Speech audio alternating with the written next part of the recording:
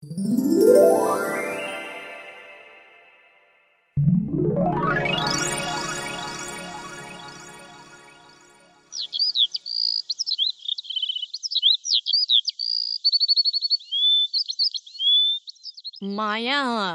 ওই জাদুজলটা নিয়ম মতো করে খেয়ে নে। ওরা ঠিক যেভাবে বলে গিয়েছে। আমি চাই তুই তাড়াতাড়ি তোর স্মৃতি ফিরে পেয়ে মায়ের কাছে ফিরে যা। হ্যাঁ বুড়িমা, আমি ওই জাদু জলটা খাওয়ার জন্যই বোতলটা হাতে নিয়েছি। এক্ষুনি খেয়ে নিচ্ছি তবে। এই বলে কর্মীলতা জাদু জলের বোতল থেকে 2 ফোঁটা জাদু জল খেয়ে নিল। কি রে, কেমন লাগলো বলতো? কোনো অসুবিধা বোধ হলো কি? না না বুড়িমা, তেমন কিছুই নয়। এমনিতে মাথাটা একটু ঝিমঝিম করে উঠেছিল, এই আর কি। তবে এখন একদম ঠিক আছি। ও আচ্ছা, যাক ভালো। তবে কোনো সমস্যা না হলেই ভালো। তবে তুই এবার একটু বিশ্রাম নে। আমার বাইরে কিছু কাজ আছে। আমি তাড়াতাড়ি সেরেই বাড়িতে ফিরে আসবো। আর এদিকে ছোট বউ ঘর থেকে পালিয়ে যাওয়ার জন্য নতুন নাটক সাজানোর কথা চিন্তা করে। আমার এক্ষুনি এই বন্দি ঘর থেকে যে করে হোক পালানোর পরিকল্পনা করতে হবে, নয়তো আমার আর রেহাই নেই, সব শেষ। কিন্তু কি যে করব সেটাই তো মাথায় আসছে না। কি করা যায়? হ্যাঁ হ্যাঁ, পেয়েছি। আমি অসুস্থতার ভান করব এখন, আর লুটিয়ে পড়বো নিচে। মনে হবে যেন আমি অসুস্থ হয়ে জ্ঞান হারিয়েছি। হ্যাঁ, তবে আর দেরি কিসের, এক্ষুনি নাটকটা আমার আরম্ভ করে দিতে হবে। এই বলে ছোট বউ তার পরিকল্পনা মতো অসুস্থতার ভান করতে শুরু করে, যেন সে এখনই ঘুরে নিচে লুটিয়ে পড়বে। কবিতা, কবিতা, কবিতা, আমাকে ধর মা। আমার শরীরটা কেমন যেন লাগছে, মনে হচ্ছে আমি আর বাঁচবো না। আমি এক্ষুনি এখানে মাথা ঘুরে পড়ে যাব। আমার দিন দুনিয়া সহ সবকিছু যেন কেমন ঘুরছে। আরে, এই তো ভালো ছিল এতক্ষণ, এখন হঠাৎ কি হলো আবার? মা, মা, তোমার কি হলো? এমন কেন করছো? কবিতা এ কথা বলতে বলতে ছোট বউ মেঝেতে লুটিয়ে পড়লো। আর কবিতা তা দেখে রীতিমতো ভয় পেয়ে গেল। এ কি, মা তো দেখছি সত্যি সত্যি মাটিতে লুটিয়ে পড়লো। মা, ও মা, কথা বলো বলছি। মা, তোমার কি হলো? এ কি, মা তো কোনো কথা বলছে না, জ্ঞান হারিয়েছে মনে হয়। না না না, আমাকে এক্ষুনি কিছু করতে হবে। যাই, তাড়াতাড়ি গিয়ে বাড়িতে জানাতে হবে সবাইকে, আর দেরি করে একদম ঠিক হবে না। এই বলে কবিতা হন্তদন্ত হয়ে দ্রুত সেখান থেকে চলে যায়। ও সে ভুলে দরজাটা খুলে রেখে যায়। আর এদিকে ছোট বউয়ের পরিকল্পনা মতোই সবকিছু ঘটলো। ও সে খানিক বাদেই চোখ মেলল।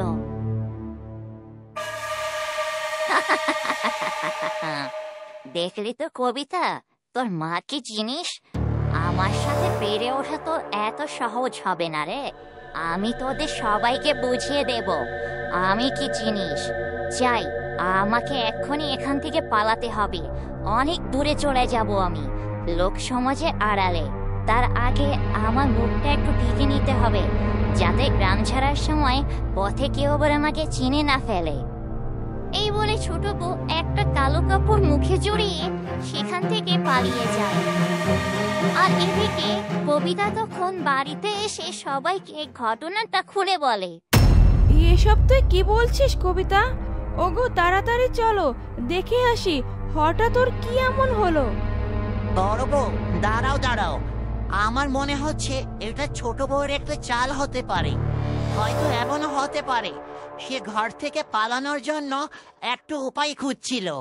আমাদের আর দেরি করা ঠিক হবে না। যদি আমার ধারণাটা সঠিক হয় তাহলে তো সর্বনাশ, কারণ তবে যে আবারও কর্মীলতার জীবন হুমকি স্বরূপ হতে পারে। ওগো, এ তুমি কি শোনালে আমাকে? আমার তো এখন শুনে হাত পা কাঁপছে। তবে আর দেরি করো না, তাড়াতাড়ি চলো, গিয়ে দেখি ওদিকের কি অবস্থা। এই বলে ওরা সবাই মিলে চলে যায় সেই পরিত্যক্ত বাড়ির দিকে। আর এদিকে কবিরাজ রতনের মুখ থেকে এই কথা শুনে সেও বেশ চিন্তায় পড়ে যায়। আরে এ কি শুনলাম আমি, ওই ছোট বউ তার মানে পালিয়ে গেছে। তার মানে ও আগেই ধরা পড়ে গিয়েছিল, আর এই কারণেই ওকে আমি এ বাড়িতে দেখতে পাইনি। আর ওর মেয়ে ওর কণ্ঠ নকল করে এ সুযোগে আমাকে ধরে ফেললো। হায় হায় হায়, তাহলে কি আমি একা একাই ফেসে গেলাম? আমার এখন কি হবে? আমি যতটা মনে একটু আশা রেখেছিলাম যে ওই ছোট বউ এলে আমাকে একটু বাঁচানোর চেষ্টা করবে, এখন যে সেই আশাও মাটি হয়ে গেল। এখন আমার কি হবে? ওরা হয়তো এত সময় আমাকে দেখতে ওই বাড়িতে চলে গিয়েছে। আমাদের বাড়িতে হয়তো এই মুহূর্তে আর কেউ নেই। আমি এই ফাঁকে গিয়ে একবার দেখে আসি কবিরাজ বাবার কি অবস্থা।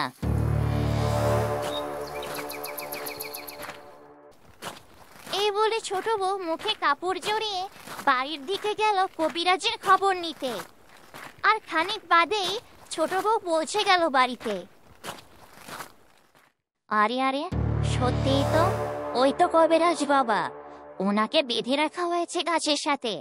আমি বরং কবিরাজ বাবার বাঁধনটা গিয়ে খুঁড়ে দেই, তারপর আমরা একসাথে অনেক দূরে পালিয়ে যাব এই লোক সমাজের আড়ালে। নয়তো আমার একা একা এত কিছু সামলাতে খুব হিমশিম খেতে হবে। কবিরাজ বাবার সাহায্য নিয়ে আমাকে আবার কর্মীলতার খুঁজে বেরিয়ে পড়তে হবে। একমাত্র কবিরাজ বাবা ছাড়া আমাকে আর কেউ সাহায্য করবে না, তা আমি বুঝে গিয়েছি ভালো করে। যেখানে আমার নিজের মেয়ে আমার মুখোশ খুলে দিতে উঠে পড়ে লেগেছে। যাই, আর দেরি না করে এক্ষুনি কবিরাজ বাবার বাঁধনটা খুলে দিয়ে তাকে মুক্ত করে দেই। এরপর ছোট বউ তার কথা মতো কবিরাজের কাছে যায় ও কবিরাজ ছোট বউকে এই সময় সামনে দেখে একদম অবাক হয়ে যায়। আরে তুই এখানে কি করে? তুই নাকি জ্ঞান হারিয়ে পড়ে আছিস, এটাই তো তোর মেয়ে এসে বলে গেল। আর তোর অসুস্থতার কথা শুনে সবাই তো তোকে দেখতে তাড়াতাড়ি করে চলে গেল। তার মানে কি তুই সুস্থ হয়ে গেছিস এত দ্রুত? কবিরাজ বাবা, আপনি এতদিনেও আমাকে চিনলেন না? এটা ছিল আমার একটা নাটক মাত্র, ওই বন্দি ঘর থেকে মুক্তি পাওয়ার নাটক। কি বলছিস? তোর মাথা ভরতে এত শয়তানি বুদ্ধি? আমি তো দেখে অবাক হয়ে যাচ্ছি। যাই হোক, তুই যখন এসেছিস খুব ভালোই হয়েছে। এবার আমাকে একটু এই ফাঁদ থেকে মুক্ত করে দে, নয়তো ওরা যে আমার পেট থেকে সব সত্যি কথা বের করে নেবে। তখন কিন্তু তুই আরো কঠিনভাবে ফেসে যাবি। আমি তো নিজের ভালোর কথা ভেবেই বলছি, আমাকে বাঁচালে তোরও ভালো, তা না হলে তোর সব কুকর্ম যে ফাঁস হয়ে যাবে। হ্যাঁ কবিরাজ বাবা, আমি সেটা খুব ভালো করেই জানি, আর এজন্যই আমি তো এটার হতেই দেব না। আমি এক্ষুনি আপনার এই বাঁধন থেকে মুক্ত করে দেব, একটু অপেক্ষা করুন। তবে আমাকে একটা কথা দিন, আপনি আমার সাথে কর্মীলতাকে খুঁজতে সাহায্য করবেন? আরে হ্যাঁ হ্যাঁ, তা তো অবশ্যই। ওই কলমেলতা তো আমারও শত্রুতে পরিণত হয়েছে। কোনোভাবেই কোনো জাদুটনা দিয়েও মেয়েটাকে আমি বধ করতে পারছি না। ও আমার জাদু শক্তিকে বারবার অপমান করছে। এটা আমার জন্য বড়ই অসম্মানের, যা আমি একদমই মেনে নিতে পারছি না। একবার শুধু আমাকে এখান থেকে মুক্ত করে দে, তারপর দেখ আমি কি করি ওর। কবিরাজের কথায় আশ্বস্ত হয়ে ছোট বউ কবিরাজের বাঁধন খুলে দেয় ও তারা সেখান থেকে তখনই দ্রুত পালিয়ে যায়। আর এদিকে রতন ও বড় বউ পৌঁছে যায় সেই পরিত্যক্ত বাড়িটিতে, কিন্তু ঘরে গিয়ে কোথাও ছোট বউয়ের দেখা মেলে না। কি কবিতা, তোর মা কোথায়? সারা ঘরের কোথাও যে তাকে দেখতে পাচ্ছি না। মানে বাবা, মা তো এখানেই অচেতন অবস্থায় মেঝেতে পড়েছিল। বিশ্বাস করো, আমি সত্যি বলছি। ওগো, তাহলে কি তোমার ধারণাটাই সঠিক হলো?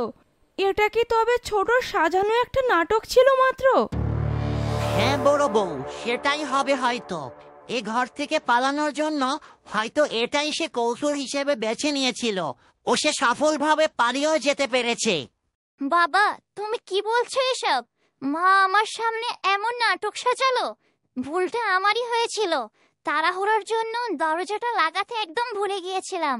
আমি তো ভাবতেই পারিনি যে মা এরকম নাটক করছে, আর সে যে পালিয়ে যাবে এটাও যে আমি ভাবতে পারিনি। কিন্তু এখন কি হবে বাবা? মাকে আমরা কোথায় খুঁজে পাবো তাহলে? কি আর হবে কবিতা মা, আমাদের যে করেই হোক তোর মাকে খুঁজে বের করতে হবে। তা না হলে ও যে করেই হোক কলমিলতার খোঁজ করতে শুরু করবে। তোর মায়ের মুক্তি মানেই তো কলমিলতার জীবন ঝুঁকিপূর্ণ।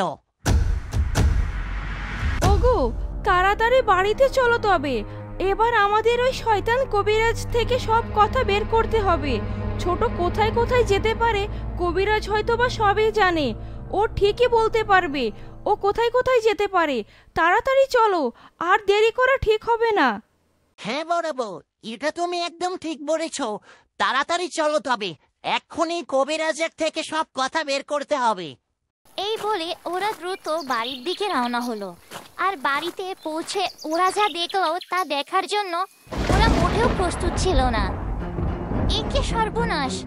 বাবা, কবিরাজ কোথায় গেল? ওর বাঁধনের দড়িগুলো যে নিচে পড়ে আছে, তার মানে কেউ ওর বাঁধন খুলে দিয়েছে। কিন্তু কে করলো এটা? এখন আমরা কি করব? মুহূর্তেই যে সব শেষ হয়ে গেল। কবিতা, আমার মনে হয় এসব তোর মায়েরই কাজ। আমরা যখন বাড়িতে ছিলাম না ততক্ষণে হয়তো তোর মা এখানে এসে কবিরাজের বাঁধন খুলে মুক্তি করে দিয়েছে। ও দুজনেই একসাথে এখান থেকে পালিয়ে গেছে। হয়তো ওরা আবার কোনো নতুন ষড়যন্ত্রে লিপ্ত হবে। আমার যে এখন কলমিলতার জন্য বড় চিন্তা হচ্ছে। বাবা, সব ভুল আমারই। আমার জন্যই এসব এলোমেলো হয়ে গেল। আমি কেন যে মাকে বলতে গিয়েছিলাম যে কবিরাজকে আমরা ধরে ফেলেছি, বাড়িতে বেঁধে রেখেছি।